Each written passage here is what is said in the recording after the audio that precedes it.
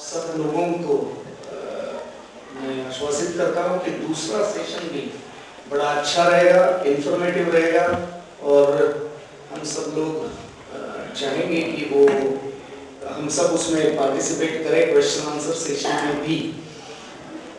सबसे पहले मैं एडवोकेट श्री MP बेंद्रे जी को विनती करता हूँ कि अपने जो प्रमुख वक्ता है एडवोकेट पांडे जी, उनका आप सत्कार कीजिए।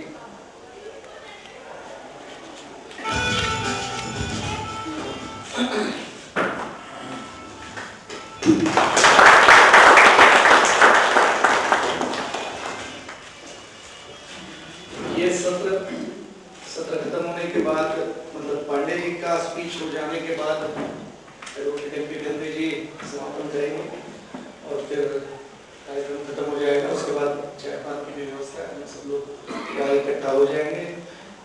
बीच में कोई भी क्वेश्चन आंसर आपका हो पूछ सकते हो, पर्सनली भी बाद में सब वक्ताओं से बात हो सकती है। एडवोकेट श्री पांडे जी।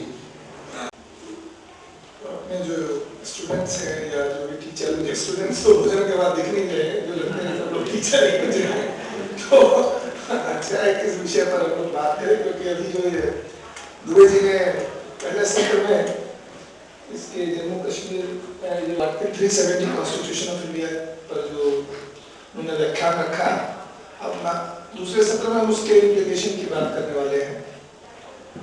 ऐसा है कि आर्टिकल 370 पर जो अभी कुछ देर पहले जब सत्र समापन की ओर था तो मैं यहाँ था, कई लोगों ने सवाल उठाया कि ह्यूमन राइट्स वाले क्या करते हैं वहाँ। ह्यूमन राइट्स वाले वहाँ हमारे खिलाफ काम करते हैं, वो कहते हैं कि हम दमन करते हैं। तो इसलिए इस प्रकार की जो विचार भी है ना, ह्यूमन राइट्स के लोग वहाँ क्या कर रहे हैं, हम तक ह्यूमन राइट्स का विषय हर जगह कमजोर व्यक्ति उठाता है। हिंदुस्तान जम्मू कश्मीर में कमजोर नहीं है, पहले इसको समझने की जरूरत है, क्योंकि बार बार हमें लगता है ना कि जम्मू कश्मीर में हिंदुस्तान है नहीं। अगर आप पूरी डेमोग्राफी देखिए जम्मू एंड कश्मीर की, तो 85% एरियाज पे कहीं कोई भी भारत के खिलाफ कभी कुछ हुआ नहीं। लद्दाख है 50,000 square kilometre, 35,000 square kilometre Jammu है, 15,000 किलोमीटर कश्मीर है। कश्मीर में 6 से 7 डिस्ट्रिक्ट है जहां पर आपको ये सारी घटनाएं देखने और सुनने को मिलती है। जब मैं इम्प्लीकेशन पर आऊंगा तो मैं आऊंगा कि वहां पर आपको कहीं देश में तिरंगा जलाते हुए नहीं दिखता है, लेकिन केवल जम्मू कश्मीर ऐसा प्रदेश है जिसमें कश्मीर एक वैली है जिसमें 5-6 डिस्ट्रिक्ट में आपको तिरंगा जलाते हुए भी कई बार आपको दिख जाएगा। उसका कारण है कि इम्प्लीकेशन की वजह से जो फंडामेंटल ड्यूटीज है हमारे कॉन्स्टिट्यूशन में, फंडामेंटल ड्यूटीज है कि what we have to do, हमें क्या करना चाहिए, तो वो वहां पर लागू नहीं है। जब हम इस इम्प्लीकेशन पर आए तो हमें देखना पड़ेगा कि इम्प्लीकेशन 2 तरह के लोगों के लिए है। एक जो शेष भारत में रह रहे हैं उनके लिए आर्टिकल 370 का क्या इम्प्लीकेशन है जम्मू एंड कश्मीर को लेकर के, हमारे ऊपर क्या पाबंदी 370 ने लगा दी। दूसरा, जो लोग जम्मू एंड कश्मीर में रहते हैं लेकिन वहां भी एक उन्होंने डिवीजन क्रिएट किया गया, तो आर्टिकल 370 से जो एक सेपरेट क्लास क्रिएट होने की जो बात है, वो लेजिस्लेटिव मैकेनिज्म होने के कारण जम्मू कश्मीर को बहुत सारा अधिकार दे दिया गया कि आप इस विषय पर खुद कानून बनाएंगे। हम आपके कंसल्टेशन से 3 विषय पर कानून बनाएंगे जो दुबे जी ने विस्तार पूर्वक बताया होगा, और कंकरेंस के साथ सारे जो बचे हुए जितने भी कानून हैं वो हम बनाएंगे। तो इम्प्लीकेशन को समझने के लिए पहले हमें आर्टिकल 370 को समझना बहुत जरूरी है, तब हम उसके इम्प्लीकेशन की बात कर पाएंगे।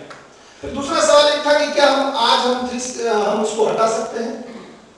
हम बिल्कुल हटा सकते हैं।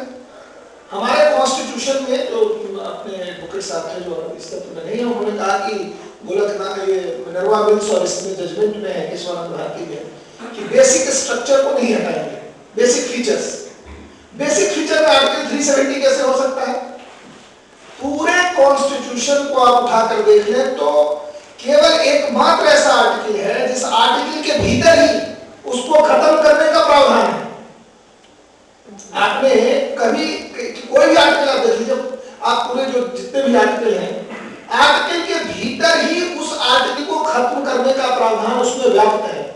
It is already envisaged in the same article that Constituent Assembly can recommend President of India and President of India can easily remove this article. So where इस प्रकार की जो बातें आती है दिमाग में, ये हमको दूर करना है। ये सबसे जरूरी काम जो आज हमारे पास है कि क्या हम उसको हटा सकते हैं, क्योंकि हमने उस विषय पर कभी देखा नहीं उस विषय को ठीक से, तो हटाने के लिए तो उसी में प्रोविजन है पहली बार। और आर्टिकल 368 जो है भारतीय संविधान का, वो अगर पार्लियामेंट में आपके पास रिक्विजिट मेंबर्स है तो आप कुछ भी अमेंड कर सकते हैं, माइनस बेसिक फीचर्स। मैंने अभी बात की बेसिक फीचर्स वो हो नहीं सकता। मैं इस विषय को इसलिए बता रहा हूं कि जब मैं इंप्लीकेशन में हूं, तो सबसे बड़ा इंप्लीकेशन है इस वजह से हुआ कि हमारा संविधान 50 में लागू हो गया, 57 में हम आजाद हुए, 3 साल 2 साल हमारा एक प्रोसेस चलता रहा कॉन्स्टिट्यूशन असेंबली में डिबेट करना। तो सब कुछ जान समझ करके हमारे जो कॉन्स्टिट्यूशन ड्राफ्ट्समैन थे, बाबा साहब अम्बेडकर से लेकर डॉक्टर राजेंद्र प्रसाद, कौन नहीं थे उस समय के सारे बड़े लोग, एंगार, सब लोग वहां थे। उन्होंने इस बात को फाइनल किया कि ये टेम्पररी प्रोविजन है, ट्रांजिशनल प्रोविजन है, और इसको हटाने का प्रोविजन भी उसी में व्याप्त कर दिया उन्होंने। अब मैं ये समय जो टाइम गैप है ना, वो समझने की बहुत जरूरत है। 47 से 50 में आकर के ऐसा बातें हो गई कि आर्टिकल 370 क्या है। आज जो भी आर्टिकल 370 में एक एक शब्द जो है, वो हम मानते हैं कि 370 में जो भी शब्द है, वो हमारे जितने भी लोग जो कॉन्स्टिट्यूएंट असेंबली में थे, उन सब लोगों के डिबेट के बाद फाइनली बाहर निकल करके आया, जो हमारे संविधान में आज है। लेकिन अगर आप हिस्टोरिकल पर्सपेक्टिव से देखें, तो आपको यह ध्यान करना पड़ेगा कि 50 to 54 के बीच में जम्मू कश्मीर में क्या घटा। जम्मू कश्मीर का संविधान बनाया गया तो 56 में लागू हुआ। तो आपको हिस्टोरिकल पर्सपेक्टिव जब तक आप नहीं देखेंगे कि क्या कारण था कि जो 370 में था, उससे भी हालत खराब हो गई अगले 6 सालों में। क्योंकि हम पॉलिटिकल बहस करने के लिए आज हम मेरिट की बात कर रहे हैं, लेकिन हमें हिस्टोरिकल पर्सपेक्टिव समझना पड़ेगा कि उस समय हमारे प्रधानमंत्री थे डॉक्टर जवाहरलाल नेहरू जी, और वहां पर शेख अब्दुल्ला जी थे, इनके ग्रैंडफादर फारूक अब्दुल्ला के पिता, इनके बीच में लव एंड रिलेशनशिप था, ये चलता रहा। और इस वजह से एक कॉन्स्टिट्यूशनल फ्रॉड हुआ, जो मैं बार-बार इस विषय पर आता हूं कि अमेंड कैसे कर सकते हैं, 368 से अमेंड कर सकते हैं। लेकिन भारत का संविधान 1954 में मई महीने में एक प्रेसिडेंशियल ऑर्डर के द्वारा एक अमेंडमेंट हुआ, जो आर्टिकल 35A है, 35 कैपिटल ए। नॉर्मली कॉन्स्टिट्यूशन की किताब में आपको ये प्रोविजन नहीं दिखेगा। आर्टिकल 35A को जोड़ दिया गया। संविधान, हमारे जो संविधान बनाने वाले जो लोग थे, उन्होंने तय किया कि 368 में एक रिगरस प्रोविजन दिया गया कि 2/3 मेजॉरिटी होना जरूरी है, तभी आप संविधान के किसी भी भाग को आप अमेंड कर सकते हैं। लेकिन 1954 में कॉन्स्टिट्यूशनल ऑर्डर्स, प्रेसिडेंशियल ऑर्डर्स, आप सबको पता है कि प्रेसिडेंट किसके इंस्ट्रक्शन पे काम करता है, आर्टिकल 74 सबसेक्शन 1। मिनिस्टर्स जो हैं, ग्रुप ऑफ मिनिस्टर्स, उनके एड एडवाइस से प्रेसिडेंट काम करते हैं। उन्होंने 1954 में अमेंडमेंट करते हुए कॉन्स्टिट्यूशन का आर्टिकल 35A जोड़ दिया, जिस वजह से आज जितनी भी सारी इंप्लीकेशन आप देखते हैं, वो आर्टिकल 370 की वजह से नहीं है। पहले इसको समझ लीजिए। Article 370 is nothing more than deciding कि who will make law for what. ये जितनी प्रॉब्लम्स जो आज आपको दिखती है, जो मैंने कहा कि शेष भारत के लोगों के साथ क्या प्रॉब्लम है और वहां के लोगों का क्या प्रॉब्लम है, इंप्लीकेशन से। अभी हम बात कर रहे हैं कि हम वहां जमीन खरीदना चाहते हैं, हम नहीं खरीद सकते। अभी आप पिछले सत्र में आपको आर्टिकल 370 पर पूरी चर्चा हुई, कभी जाकर के बुक उठा के कभी देखिए, कहीं आपने पाया कि उस सेक्शन के हिसाब से आर्टिकल 370 की वजह से आप पर ये दबाव बनाया गया हो या आपको डिस्क्वालीफाई कर दिया हो, ऐसा कहीं है? मेरे हिसाब से तो नहीं है। आर्टिकल 370 में ऐसा कहीं नहीं लिखा कि शेष भारत के लोग वहां पर जमीन नहीं खरीद सकते, शेष भारत के लोग वहां एम्प्लॉयमेंट नहीं ले सकते। तो ये हमारे ड्राफ्ट्समैन के दिमाग में नहीं था, जिन्होंने कॉन्स्टिट्यूशन कि वहां पर शेष भारत के लोग जमीन नहीं खरीद सकते हैं, वहां पर शेष भारत के लोगों को नौकरी नहीं मिलेगी। आज उत्तर प्रदेश से लेकर के कश्मीर से लेकर के और तमिलनाडु तक के लोग मुंबई में काम करते हैं, ये ऐसा तो कोई विषय नहीं, और मुंबई के लोग कर्नाटक में काम करते हैं। ये विषय था ही नहीं अपने कॉन्स्टिट्यूशन फ्रेमर्स के दिमाग में, ये बाद की उपजी हुई घटना है। और एक अमेंडमेंट हुआ, वो भी अमेंडमेंट फ्रॉड के रूप में अमेंडमेंट हुआ। अगर वो अपने पार्लियामेंट अमेंड करती तो हम एक्सेप्ट कर लेते, भाई पार्लियामेंट ने अमेंड कर दिया, सारे लोग तैयार थे, तो क्या कर सकते हैं। उस अमेंडमेंट में क्या हुआ वो मैं आपको बताता हूं। इसके लिए मैं आपको आर्टिकल 35A जो है, क्योंकि आप इस बात को ध्यान रखिए, क्योंकि बार बार जो जनरल बहस में हम कह देते हैं 370 की वजह से हम वहां जमीन नहीं खरीद सकते, 370 की वजह से हम वहां जाकर के घर नहीं बना सकते, हम वहां नौकरी नहीं कर सकते, अपना बिजनेस नहीं लगा सकते। 370 कुछ भी प्रिक्लूड नहीं करता। आप बार बार पढ़िए उस आर्टिकल को, क्योंकि ये देश की जरूरत है कि आज हम उस विषय को अगर हम नहीं उठाए, 65 साल में वो विषय निगलेक्टेड रहा, इसीलिए खत्म नहीं हुआ। अगर उस पर बात हुई होती तो ये विषय आता ही नहीं कि लोग आप कोई भी विषय हटाने की बात करते हैं। जो वुमेन्स के पास राइट है, जो ओबीसी के पास राइट है, जो SC ST में कॉन्स्टिट्यूशन के द्वारा दिया गया है, लोग कहते हैं कि बाबा साहब अम्बेडकर जी ने जो दिया वो आप लेने की बात कर रहे हो। तो इस विषय पर भी आर्टिकल 370 में ऐसा कहीं नहीं था कि आप वहां जमीन नहीं खरीद सकते। आर्टिकल 370 ने केवल इसको सबसे पहले समझने की जरूरत है कि लेजिस्लेटिव मैकेनिज्म सेट किया। सबको पता है 3 लिस्ट है, union list, concurrent list, state list. इनका यूनियन लिस्ट छोटा था और स्टेट लिस्ट बहुत बड़ा था, ये डिफरेंस है आर्टिकल 370 से।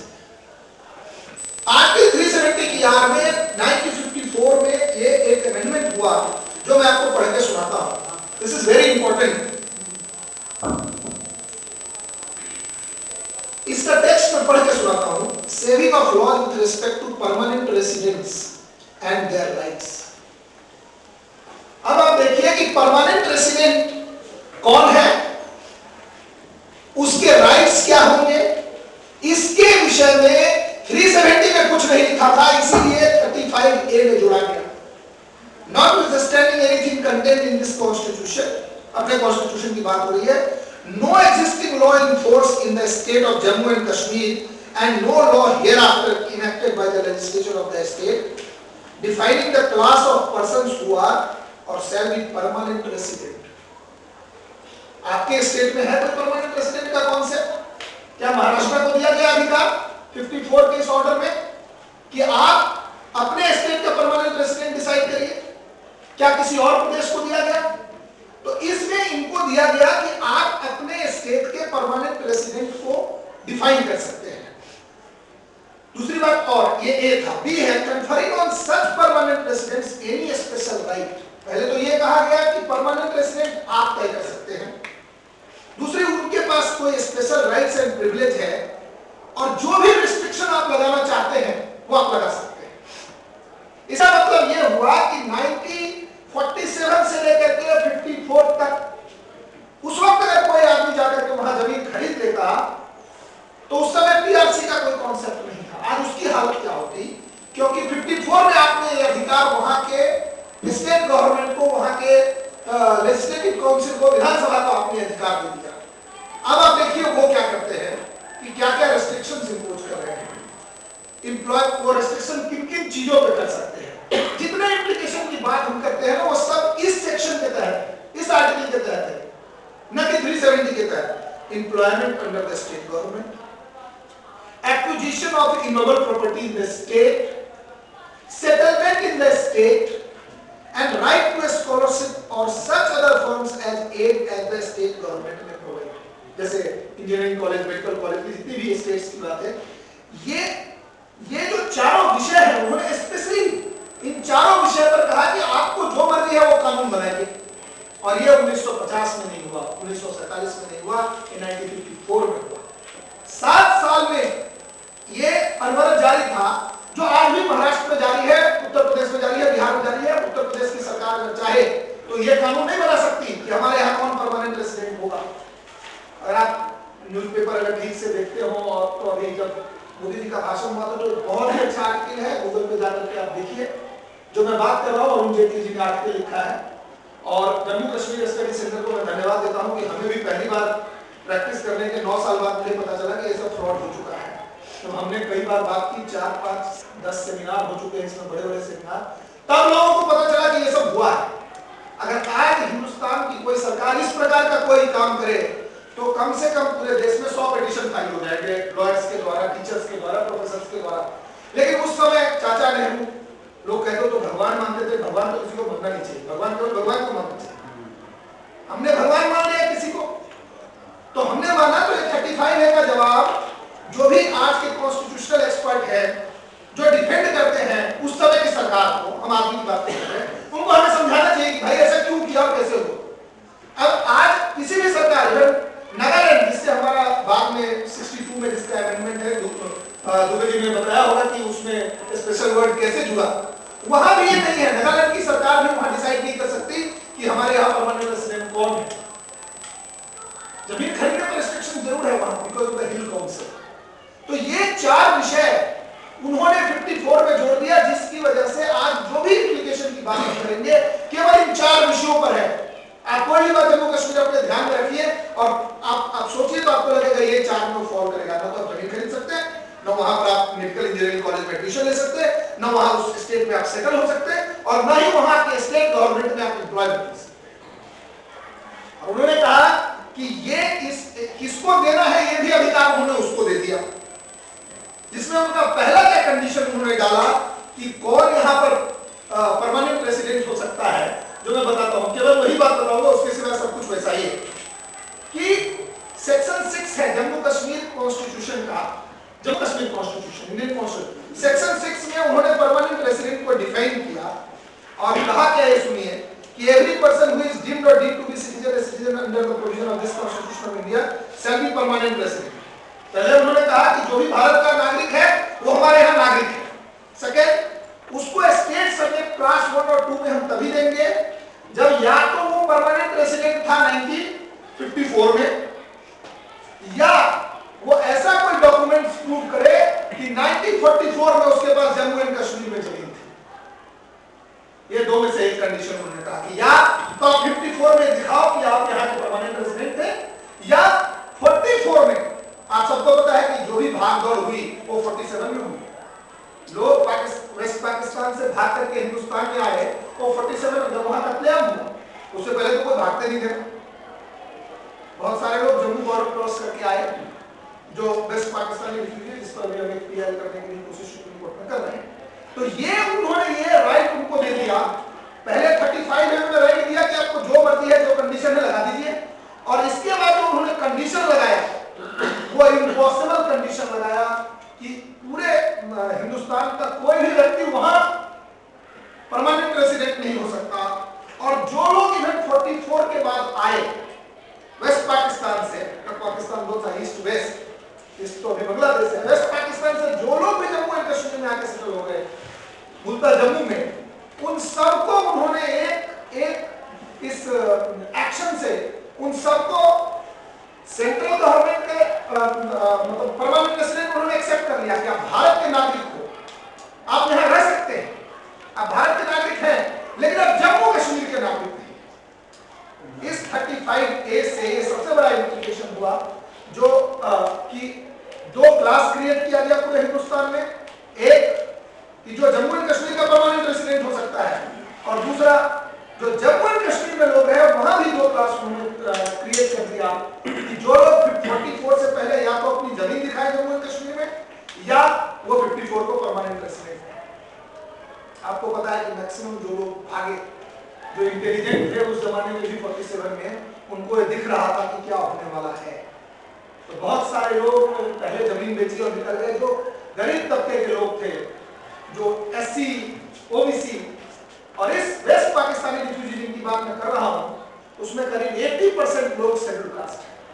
वो सारे उस समय भी लिटरेट थे, अभी तो बहुत उसमें काफी लोग पढ़ लिखे हैं, लेकिन उस समय वो लिटरेट थे, उनको पता भी नहीं चला कि हम गए हैं तो हमें करना क्या चाहिए। उनकी लड़ाई अभी 10 साल पहले से शुरू हुई, 10-15 साल पहले, जब उनको पता चला कि हमारे यहाँ कोई अधिकार नहीं। तो इस प्रकार का जो कॉन्स्टिट्यूशनल इम्प्लीकेशन जो हुआ, वो आर्टिकल 370 को आप रेड विद 35A करना पड़ेगा। आर्टिकल 370 ने उनको नॉर्मल लॉज बनाने का अधिकार दिया और 35A में इस प्रकार का, अब जो मैंने अभी कुछ देर पहले कहा था कि कोई बंदिश हम तक नहीं थी आर्टिकल 370 की वजह से, ये बंदिश और डिस्क्वालिफिकेशन क्रिएट करने का जो काम हुआ वो आर्टिकल 35A के द्वारा हुआ। मेरा जो भी लोग गूगल इस्तेमाल करते हैं, गूगल पे आर्टिकल 35 है बाय अरुण जेटली, उसको देख के पढ़िए। इस पर उन्होंने काफी विस्तार से 50 शब्द का एक आर्टिकल उन्होंने लिखा है जो मैं भी बात कर रहा हूं।